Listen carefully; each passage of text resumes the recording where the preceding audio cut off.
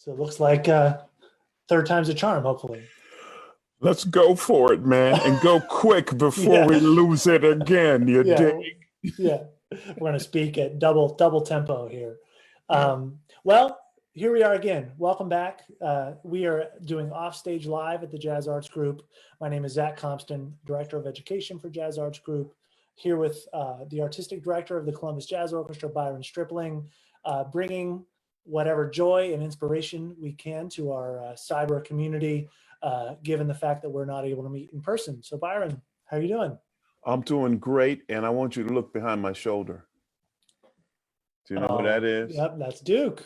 That's the Duke. That's a drawing my wife had gotten. That's incredible. That's how hip my wife is. She got that even before she even knew me. You know. Really? That was in her family. Yeah. Wow. They love Duke Ellington, and I asked her father before he passed. When I first met him, I said, "Have you ever heard of Max Roach?" Because I had just played at a party, and Max Roach was at the party, and he looked at me like I was insane. He goes, "Everybody knows who Max Roach is." You know? I was like, "Actually, that's not true, man." Yeah, right.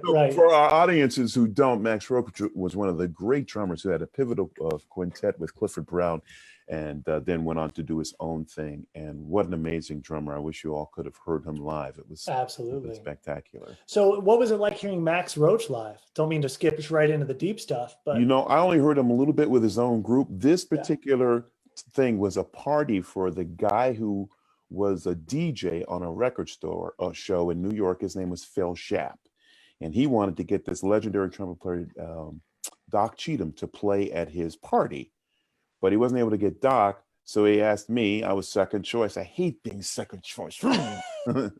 But so I was there, and Harold Ashby was on tenor. I can't remember. There's a bunch of people on there, but Max Roach was not a part of the playing. He was there for Phil for his wedding reception, and he was dancing all around me. And and I'd be playing my horn. I'd look up. I was so nervous, and I'd see Max. And then he did one of his solo drum things. He did actually the Joe Jones thing. I don't know if you've seen Mr. Hi-Hat. Yep. He did that routine for me. It was simply fantastic. Wow. Well, you started off mentioning your family and your wife and that beautiful drawing behind you. In the age of everything that's going on right now, how are things going on in the Stripling household, and what's some of the news from the Stripling house? Well, we're doing fun things here, and we're trying to take advantage of this period of time. That's one thing that we can't get back is our time. And I think that this period that we're at in our lives, we can either look at it like, oh man, this is devastating, or we can take it and use it to our advantage. And that's what we're trying to do in our family. My kids are certainly doing it, my wife and I. And one of the things, if you don't mind, I can tell you, one of the things we're doing is I'm trying to read as much as possible, because I know one of the things that mental health people say is during this period of time, you need to kind of limit actually the amount of news. It's a bit overwhelming. So if you could have 2 times a day that you check in. So I'm always practicing. I'm downstairs now. This is my practice room. If I were to turn this around, you'd see all my records and books and all those kind of things. And so I've been trying to read. And here's what can I share 3 quick books with everybody? Yeah, please. So this is my first book. I'm rereading. I've read it twice before. This is my 3rd time. I have it here. This is Man's Search for Meaning. And rather than give you a book report, can I read one quote from you? Please. He says that everything can be taken from a man but one thing, the last of the human freedoms, to choose one's attitude in any given set of circumstances, to choose one's own way. So he said, we are no longer able to change a situation. We are challenged to change ourselves. It reminds me of that quote by Epictetus that says, circumstances don't make the man, they only reveal him to himself. And so that's been my attitude. And that's why I'm rereading this book, because he was a Holocaust survivor, and he had to figure out how to change his state of mind in the midst of all this death, this horrible death around him. And he emerged with this amazing book. So it's Man's Search for Meaning by Viktor Frankl. Do I have time to change another one? Yes, please. Or show you another one. Yeah. The next one is called Hope in the Dark. And it's by Rebecca Solnit, Solnit. And the book has been called An Antidote to pessimism. And one quote from her, it says, to hope is to give yourself the future. And that commitment to the future makes the present inhabitable. inhabitable. Right. So it's like you can be in the present when you have hope for the future, essentially what she's saying. Right. I love the book. I just started this one. And my final book is this one here. I'm trying to go quick for those that are bored with my books, but I love to read. If I were to turn my camera around, maybe I'll turn my camera around, you could see my books. And if you see them, say yes. Those are my books right there. Wow. You see, that's our bookshelf. And that's just, I That's got more in the back, but we have too many, but we should really open up our library here. Here's the final book, and it's called 21 Lessons for the 21st Century, and that's by Yuval Noah Harari. And he basically says in this book, I'm on my second time reading this because I really wanted to get it in. If you know my books, if you look at them, they look like rainbows. They're highlighted with my different color highlights. And he says that we must constantly reinvent ourselves. And he argues that artificial intelligence will literally change and take over our modern day existence. One quote from him, he says, skills will become obsolete in a decade and therefore in need of constant renewal. The ability to adapt to whatever the world needs will therefore become the vital learning required by the whole of humanity. The social, economic, and political models we have inherited from the past are inadequate for dealing with the future. And he points to the fact that we have so much noise now, so many distractions. You know, one of the interesting things is when I go play at a club or something like that, when the music gets good, which is usually when Bobby Floyd starts playing, but when the music gets good, everybody takes out their phones and starts filming. And that's interesting because everybody goes to that device. But what I want to offer people is, you know, a meditation teacher always says to you, be here now. Be here now. So the fact that you're taking that, and some would say, I want other people, I want to share that and other things. But it's almost like when I see people at a park and they're playing, well, they're not playing with their kids, they're filming their kids. Right. And you should actually be pushing your kid in the swing and getting in the sandbox. That was nothing more fun to me. Get the sandbox with my kid, have her run on top of me and, you know, jump on me and that kind of stuff.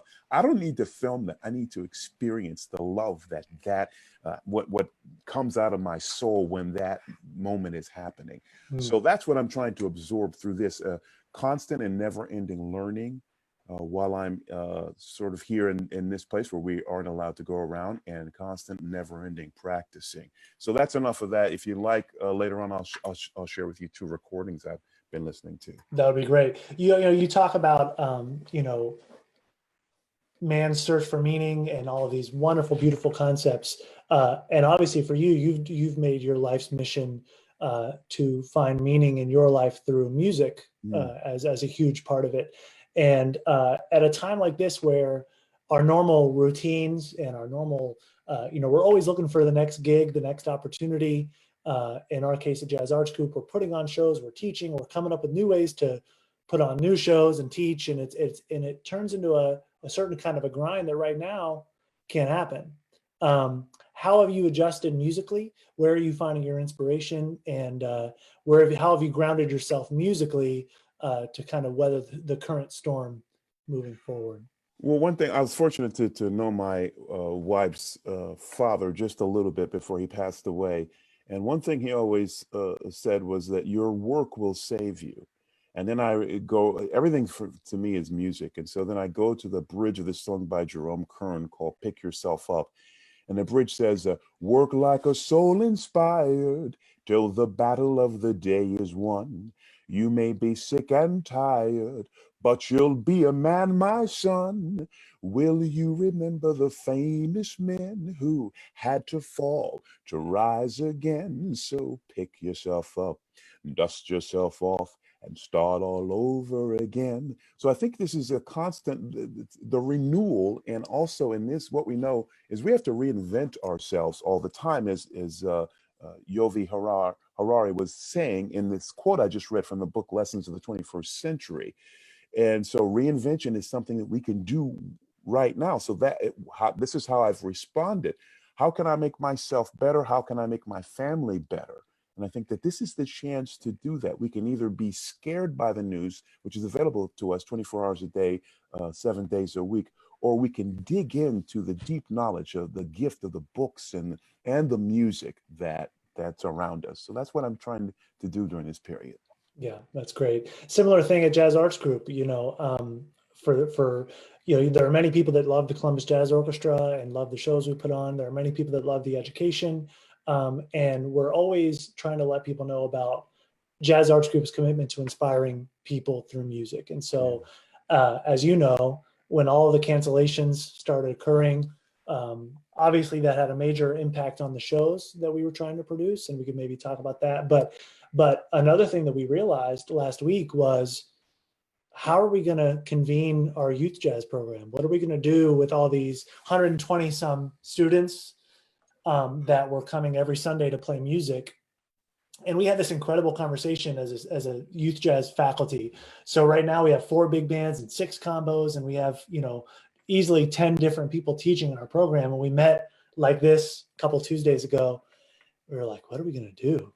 And one of the teachers was like, we need to go live at our regular time this Sunday. Mm-hmm. And a couple of us were like, okay, what are we going to do? And we talked about how to use Zoom and technology like this to get our students on. And we didn't have any idea how to engage them. We're like, well, we're used to putting kids in a room and playing tunes together. And so we decided to create an entire online portal of content. We have tunes. Kids can go in and choose a jazz song. They can play along to a recording. They can submit the recording. And there's all this curricular activities that they can do. But more than anything, we were like, we're going live at 2 o'clock with one group and at 4 o'clock with the other. And 92 kids came on last Sunday, logged on at their regular rehearsal time, got their horns out, played. We would say, hey, why don't we, Tommy, why don't you play this thing real quick? We'll all hit our mute button and you play this little piece for us. Or everybody hit your mute button and practice this thing for a minute and come back and play it. Wow. Raise your hand in the little virtual space to play it for us out loud. People were applauding out loud for each other across this crazy virtual environment. And it just made me think, music is one of those things that when you're feeling like you don't know which way to go, there's so many things that can just sort of cloud you from the media perspective. We can always be searching for the newest content, and even we do that as teachers. But as soon as everybody got plugged in, you saw these faces start to go, oh, and then this person would say hey to this other person across the chat, and people would have little jokes across the software. And it was just so inspiring to watch our young students be uplifted in a time where it's easy to be down, Yeah. And we meet, we have team meetings every week, and I'm so proud to say that JAG education is something that's going on during this time when live in-person meetings can't happen. Yeah, well, that's a testament to you and Alexa and others that have made this a priority. And without you, the music would die. But almost as important as that the power that you guys give to people, the feeling of music. As I've told people, music is my joy, it's my power, and it's my healer.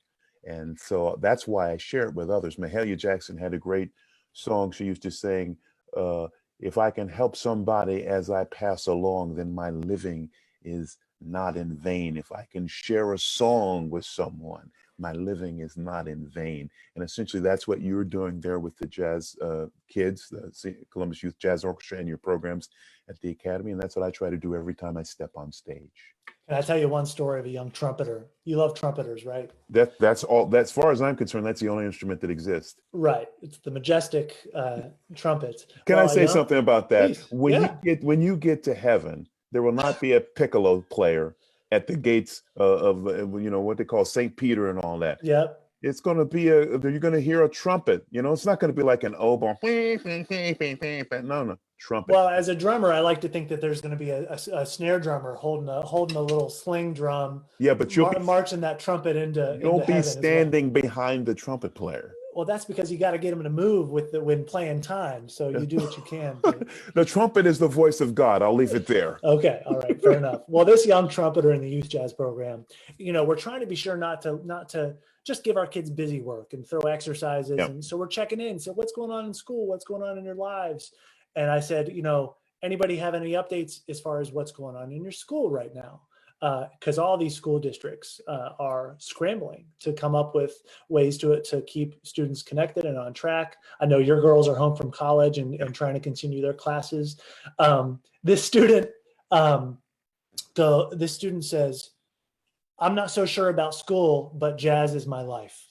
And this student is in 8th grade. He's only been playing for a couple of years in his little jazz band at school, and it was kind of heartwarming to see this kid log in and be willing to share that kind of a comment. He's always working on his little songs and scales and trying to develop. So I thought that was a funny little quote from a student. I'm not so sure about school right now, but jazz has been my life. So that was pretty that reminds me of me, because like all the classes I would go to, social studies, history, especially math, all those, it was like a dark cloud in the room for me. I just couldn't relate. But the moment I walked into jazz band, the moment I walked into concert band, it was like a light went on. It was like I would sit down in my chair and I was like, I'm home. Like, this is where I'm living for the rest of my life. Yep. So this is what, now imagine if that's taken away from you. Yeah. And so the fact that you guys are continuing this online experience is going to save some people's lives. Yeah, I certainly hope so. Speaking of all of the things going on, obviously our audience knows we weren't able to put on our concert in March. We've postponed our April concerts and are desperately working to reschedule those dates. Any words for our audience about the shows and just about the Columbus Jazz Orchestra during this time? Well, first of all, I want to thank those who've supported us during this time. The people that lift us up financially, shall I say, have been amazing. And I can't tell you their names because it should be announcements. Maybe I could say their first names and if they're listening. But Tom and Ann, if you're there, I love you. John and Patricia, if you're there, I love you. And there's about 30 more people that have helped us during this period of time, because if people don't know, our ticket sales don't support what we do. It's our donations, tickets sales, it might pay for a small portion of it. So we really depend upon people to help us. So that's what's been going on. And then we're just going to try to keep, as we look forward. And if anybody has questions about their tickets or anything, certainly call our office. And I think on our website, we've got information all about that kind of stuff, because we want to know that we honor you and we love you and we want to keep you as our customer, and not even a customer, but more than that, a friend and somebody that you can always depend upon to go to. We can't wait to get back on stage, but we're mindful that the governor made an amazing choice in starting to socially distance us from and he was a progressive in that sense, where other people were saying, no, don't do that. I think Ohio's will be in a good place. It's going to get even harder the next few weeks, but I just want to thank the governor. And I think if I have a chance, I'll make a commercial for the state of Ohio, for the governor, a little short. There's many people doing them, just to reaffirm what he's done. So as soon as this is over, we're going to get back and we're going to be stronger than ever, so we can perform for you and take you to that next place in your life and turn the lights on for you. There is hope in the darkness, as we say. Yeah, absolutely. Speaking of the Columbus Jazz Orchestra, man, you guys were off to such a great season. Start right from the jump this year in October, bringing in John Clayton, Benny Green, Jeff Hamilton. I know for me and for so many of my musician friends and the students, to have those three gentlemen in Columbus for a week, giving a lecture at OSU that I know you were there for. Talk about that concert just for a second. The October show, John Clayton, Benny Green, Jeff Hamilton, and what it means for a group like the Columbus Jazz Orchestra to bring in such incredible guest artists. Well, first of all, it's hard to get those kind of people to their schedules to be the same, that they would both have those dates open. Second of all, it's hard to pay those guys. And third of all, it's hard to get them to agree to the music. There are often, and I have to tell you, people, this is a confidential conversation, so only the million people that are listening to us get to hear it. Everybody always says, why don't you have Joe Blow? Why don't you have this guy? Why don't you have... A lot of people will only work with their big bands, especially the bigger star you are, they want to be surrounded by their band. That's a comfort area for them. And they don't know the Columbus Jazz Orchestra. They don't care about the Columbus Jazz Orchestra. They want to do gigs, but they want to do them within their specific parameters with their people. So that's actually true with Jeff and John and Benny Green, the people that play live. They like doing their own thing. They like playing as a trio, and they'll occasionally add some horns in that. So to have all those things line up, it was like the stars aligned, and we were able to take good care of them. And man, to have that's why it was called the greatest jazz concert in the world, and that's what we call in marketing puffery. But I think in this case, the puffery paid off. I mean, I think people really got their money's worth on that one. And certainly the band every night was inspired by all their amazing play. The other thing quickly is that sometimes if you hadn't heard of those guys, I want people to know, come to the concerts where you don't necessarily know all the people, who the guest artists are, or what the theme is. Because I have to tell you, those are a lot of times the best concerts. Absolutely. One of our best concerts was with this guy, Sean Jones. It's an amazing concert. Nobody, he didn't have a big name, but I took a chance. Let's just do it. And that was an amazing concert. And there's so many other examples. Typically, honestly, see, now I'm getting really confidential. A lot of our pop shows sell really well. And in some cases, that's why we do them. We do need the tickets to sell for some of our things to make up some of the lost revenue. But ladies and gentlemen, boys and girls and children of all ages, it's those jazz concerts that we do that will really light you on fire. So we just want to encourage you to go to those. If you've got any questions about them, shoot me an email or something. I'll tell you what those concerts are about. Well, and speaking of some of those guest artists, it's important to remember, and it's easy for maybe us to take this for granted since we're so close to everything, is that these are individuals, whether the names are known or not, that have given their entire lives to this craft.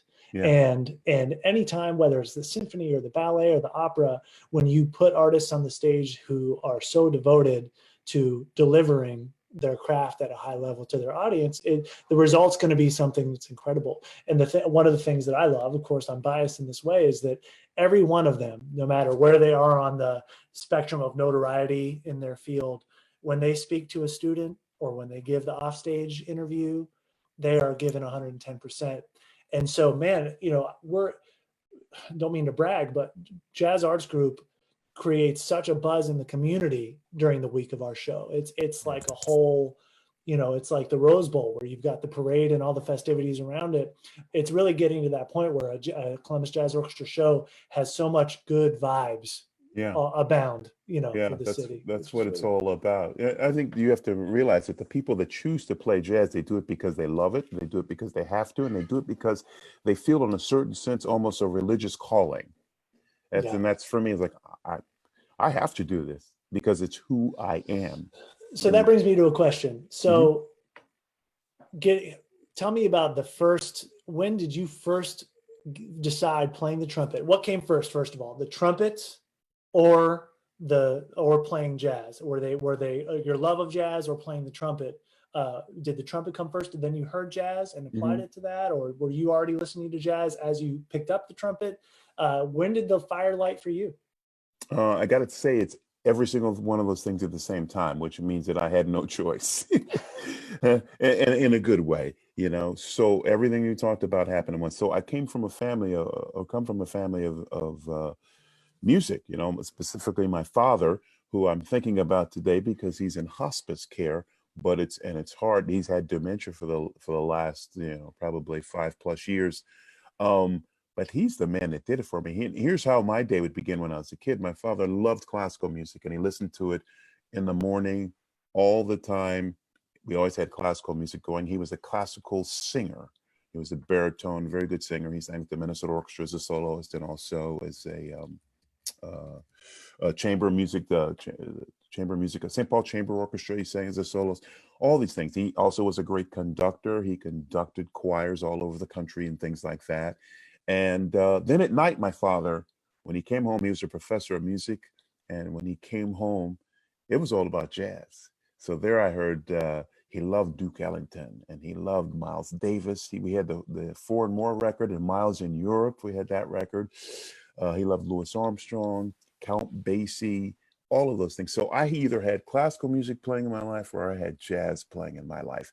And so that's what lit my fire. I found out that music would make me feel good if I was depressed, if I felt good, great, if I felt amazing, it would make me feel even better. So either way, it was a win-win situation. So that's how I got started on this. I heard all this stuff and I loved it from the very beginning. That's great. That's great. And so that might be a good segue because we've been talking about education because it's live and it's currently still happening for Jazz Arts Group. We're keeping it going best we can, as I've already mentioned. One thing that some people may not realize is you've been doing a little bit of teaching at Ohio State University. What's that been like? And in general, just teaching, where does teaching fall in now for you in terms of how important it is to share what you've learned? Maybe just some tips, some things that are most important for you to share with your students doing this teaching. Yeah. So, well, first of all, teaching is been great for me, and I only started teaching in this way about the beginning of this year, this semester, or the semester before this one, the fall semester of 2019, and I used to teach at Manhattan School of Music, was my other permanent teaching job. But it's good for me because it makes me a better player, because I have a policy. I will never assign anything to a student unless I play it for him or her. And I have one female now who's a great player. Havovi, if you're out there, we love you. Vovi. Yes, we love her. She's great. I'll talk to her tomorrow. I'm doing online lessons now. With wow. Yeah. But so what was I talking about? Oh, I always want to, play whatever I give them. It sends a message to them that I'm not just giving you this haphazardly. It's that I'm doing it myself, and I'm still a student. In fact, I'm the dumbest student because I'm still in class, right? I'm still here. So to me, it's that kind of relationship. And then we learn together. I play for them. I give the demonstration, and then they play back at me. So there's a lot of that. If I give you an etude, if I give you a solo tune, I'm going to play it with you, because I want you to know if it's so important to me that I'm also playing it too, and I'm also still working on it to get better. The final thing I think it's real important I try to teach people is the regularity at which you practice. And what I know, and sometimes even we as teachers forget this and we stop practicing and we start progressing forward. But what I know as a trumpet player, I can't speak to any other instruments, is every time that I practice and sit in the room, and if you saw my books, my music stands are right there, and as soon as we finish here, I'll go back to practicing, is that every single time that you practice, that's a vote for trying to get to the next level of your playing. Right. And you want as many votes as possible. It's like putting money in the bank, right? And so if you don't have any money in there, that means that you haven't, or trumpet playing money, that means you haven't been practicing. Right. So every single time, and the thing with the trumpet, if you don't practice, then you don't have any money in the bank and you have no votes. So you're going to suck when you go on stage, right? Yeah. And so the goal is that when you go on stage, people always talk about nervousness, like, oh, do you feel nervous? I think by the time I get to the stage, hopefully I don't have nervousness, I have excitement, which can feel the same. And people have to make the distinction between the two. Right. So you're either scared because you're not going to get through that passage, you're not going to swing, you're not going to be hitting it, you're not going to sound great, or you can't wait to share this great music with people. And there's no arrogance in that. It's the sharing. It's getting yourself off of yourself, and it's all for the audience. And so it's really a sharing kind of thing. Well, and even as a student, when I did my undergrad or my master's, it was seeing and knowing that, I had a great teacher in my undergrad tell me that you should be able to imagine yourself in the gig situations, in the gigs that your teacher has. Right. Whether it's that specific gig is not, you're not going for that person's job necessarily, but the types of gigs your teacher is playing are the types of gigs that you want to imagine yourself getting to. Right. And so that all the steps in between can fill in, and you can really feel what it's like. You mentioned playing with other people or playing with your students and having them play with you. You can feel what it's like. And if you're aware of what you're hearing and you can hear that, it's going to light you up. You're going to want to chase it down, and you're going to want to sound like that teacher, which I think is so important. And on that note, I want to hear about Dizzy Gillespie. Oh, God. You've sent me some photos that I'm going to try to queue up here as we're talking of you and Dizzy Gillespie. And so I want to hear, how did you come to know Dizzy Gillespie? What did he mean to your life? Well, it was my friend John Faddis who first got me in Dizzy's big band. So I was playing with Count Basie's band, and I asked him, I said, would you guys let me leave for the summer months? Back then in the 80s, the whole of New York City would just go to Europe, and you'd do 3 weeks of touring, and every night was a different country, city, everything in Europe. And so that's where I got to meet so many great jazz musicians, by the way. I was thinking about the first time I met Miles Davis. It was on an airplane. And the guys in the Count Basie band knew who he was. And they said, Byron, we want to introduce you to Miles. And I walked up to him. I was scared. I had my diaper on, thankfully. And then all of a sudden, it's like he just started punching me really hard. Like this, you know, he used to fancy himself a boxer. And he says, you're a big guy. He didn't say guy, though, but you're a big guy. You can imagine what he said. Yeah. And I said, man, stop punching me, because I think he was testing me. But this is what I got to do during those summers with the Basie band, with Woody's band. We always were overseas in the summer months. And so I did a tour. My first tour with Dizzy was over in Europe, and then we came stateside and we did a bunch of, and that's all, again, I thank John Faddis for getting me on that gig. And those Dizzy became, as John Faddis was, as Lou Soloff was, as all the guys in the Trumpet, they became like mentors to me. There's actually a horrible video on YouTube. Don't look it up. Me playing with Dizzy, and I have a solo, and it's so bad. It is just the worst thing you ever did. But Dizzy would encourage me even after I sounded like crap, which is great when teachers do that to you. He never said the solo sounded good. He said, keep going, keep working. Yeah. Keep going.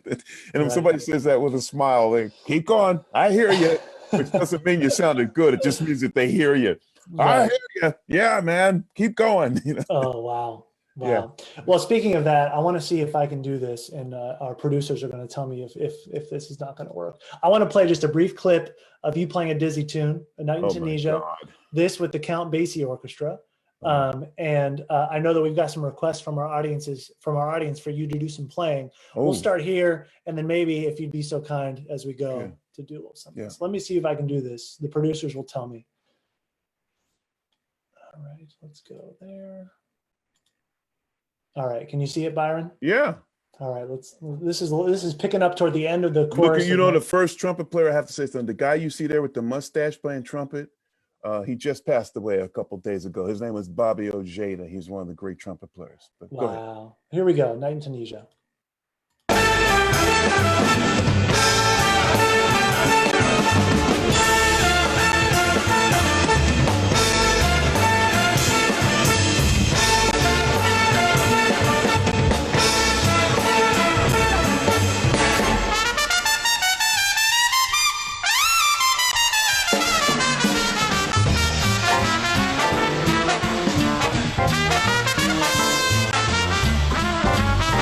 Turn that off, man.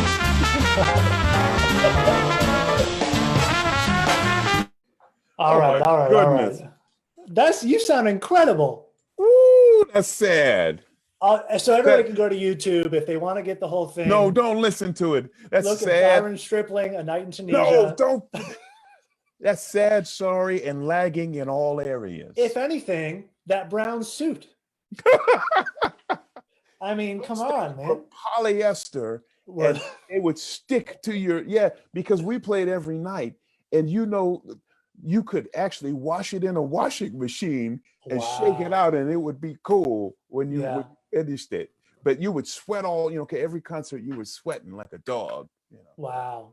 And so am I seeing Snooki Young there in the trumpet section? No. So that's where only time I played with Snooki, I played with him a recording session, a bunch of jazz festivals, but also in John Clayton's band. I got to play sitting right next to Snooki a lot.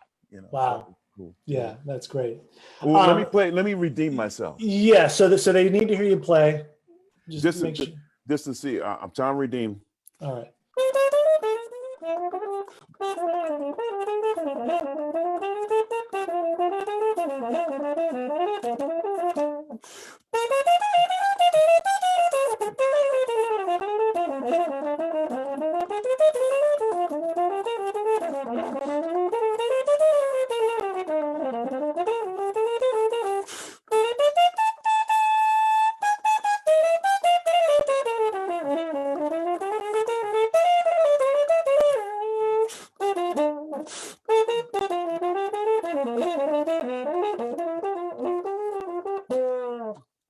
was Dang. that was a little bit of night, Tanisha. I've been working on it since 1988. And that was 1985. Just who's counting? Was Who's that counting? 95, 85? 85. Wow, Tokyo. man. Yeah, I remember when we finished the concerts, the Japanese people would come to the edge of the stage and they would throw flowers and they would be crying. Wow. No, that's how serious. There was a guy that came to every concert. His name, we gave him a nickname. We called him Biff. He says, I want American name. And so Freddie Green said, we're going to call you Biff. And his name was Yoshimitsu Wada. I still love him today. He still emails me occasionally. Trumpet player. Came to every concert. I said, man, where do you stay? Because our hotels were like 5-star hotels. He said, I come to the gig, I drive to the gigs, and I sleep in my car. Wow. I said, look, you ain't sleeping there tonight. You sleep in my room. And he slept on the floor in my room. He was so thankful, never forgot that. Goodness, that's great. Yeah. That's great.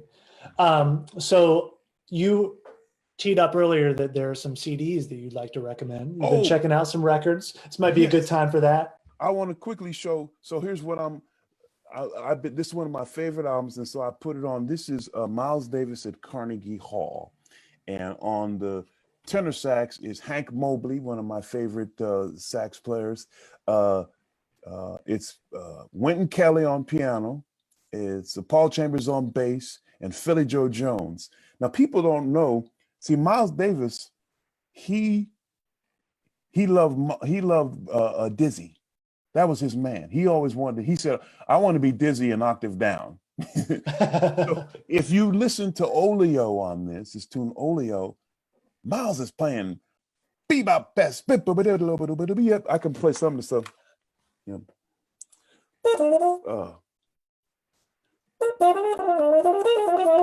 It's really fast like that. He's playing lines. I was trying to practice the solo the other day. I had a stand over there.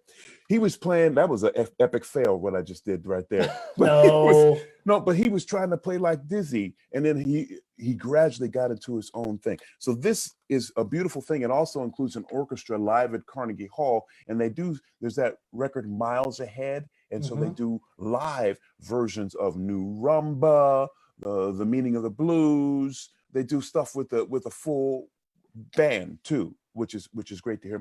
This is one of the great Miles Davis records. They play No Blues, the song No Blues. Yeah. Is that No Blues? That's one of my favorites. Okay, here's the second one. I'm talking too much. This is the Abyssinian Baptist Choir, and I just happened to pull this up there one day in my lesson because my students were having trouble feeling 2 and 4. I said, why y'all can't feel 2 and 4? And it reminded me, whenever we play Saints Go Marching In, people start clapping, but they're clapping on the wrong beat. They're clapping on 2 and 4. So they think we're playing a march. Oh, when the Saints go marching in, and it's like boom, boom, boom. Oh, when and it's supposed to be, oh, when the Saints marching in. That's 2 and 4. The first one was like a march. The second one was 2 and 4. Well, if you want to hear clapping, listen to this gospel record. It's called the Abyssinian Baptist Gospel Choir. It's called Shaking the Rafters. If you want to get it quick, look on YouTube. And the first track is I Want to Ride That Glory Train. Now, here's the cool thing. It got an organ player, and he's actually playing on 1 and 3. He does his bass like boom, boom, boom. But the choir is always on 2 and 4 with their clapping. Then the organist lays out for 2 courses of the song. It swings so much. That's the best swinging I ever heard. So I wanted to give that to my students. So I want everybody to go listen to us. If you want to hear what we're trying to do, the basis of jazz started in these old churches. And when I was a kid, my father and my aunt used to take me to these churches where they had no organ and no piano.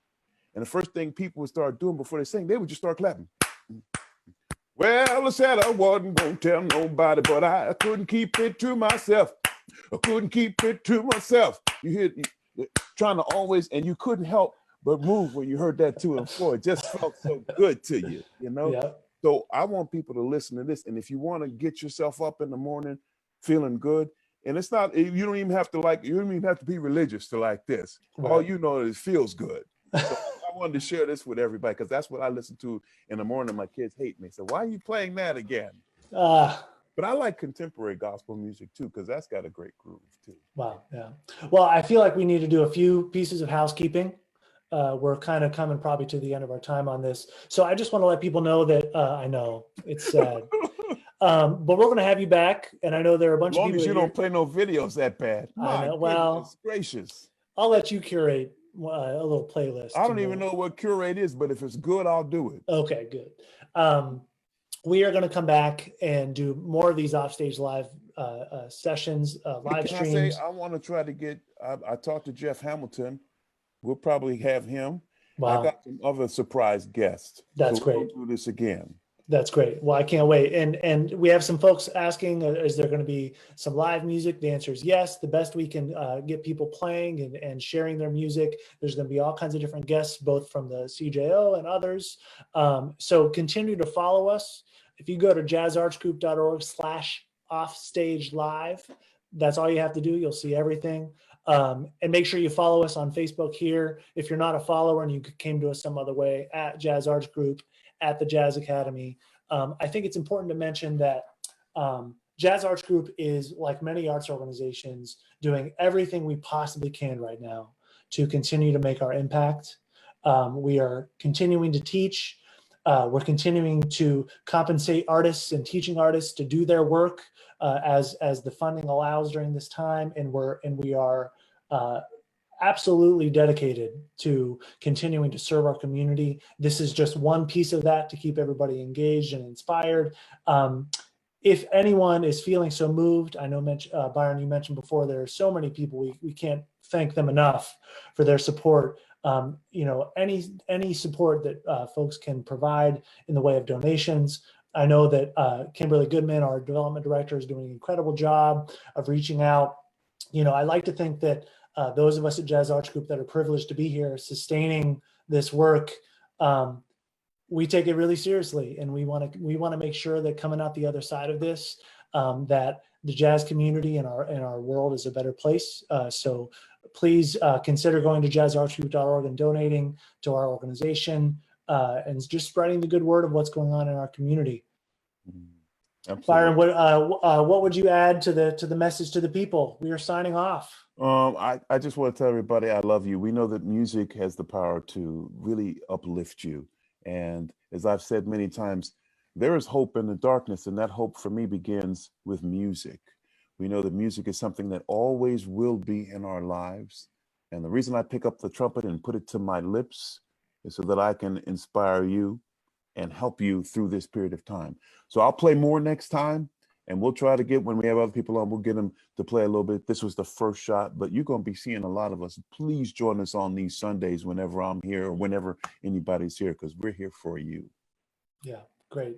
Well, Byron, it's been a privilege. Our lives are usually busy enough that, we're going different directions as we do our work. So it's great to chat with you, and it'll be even better if we get to play together sometime. We have to figure out a way that you and I can do a duet. You get the brushes, and then maybe you'll get my time good, Well, as we said at the gates, that's what we're going to be there for when you got your majestic trumpet out there. So wait, I don't want to do that too soon. No. We got plenty of time. We're not going to play at the pearly gates yet, Zach. No, but we got to rehearse.